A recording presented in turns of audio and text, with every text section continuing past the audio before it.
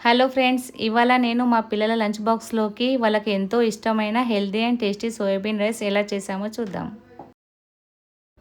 ముందుగా గ్యాస్ పైన ఒక కడాయి పెట్టి అందులో కొద్దిగా ఆయిల్ పోసి ముందుగా నానబెట్టిన సోయాబీన్ని వేసి వేయించుకొని తీసుకోవాలి.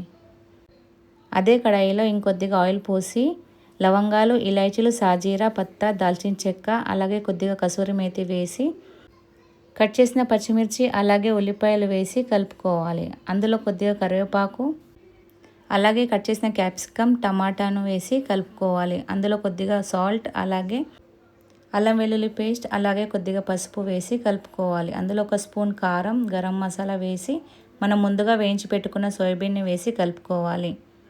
కొద్దిగా కట్ చేసిన పుదీనా వేసి రైస్ వేసుకొని అంతా మిక్స్ అయ్యేలా కలిపేసి లాస్ట్లో కొద్దిగా కొత్తిమీర వేసుకొని గ్యాస్ ఆఫ్ చేస్తే చూసారుగా ఎంతో టేస్టీగా ఉండే సోయాబీన్ రైస్ రెడీ.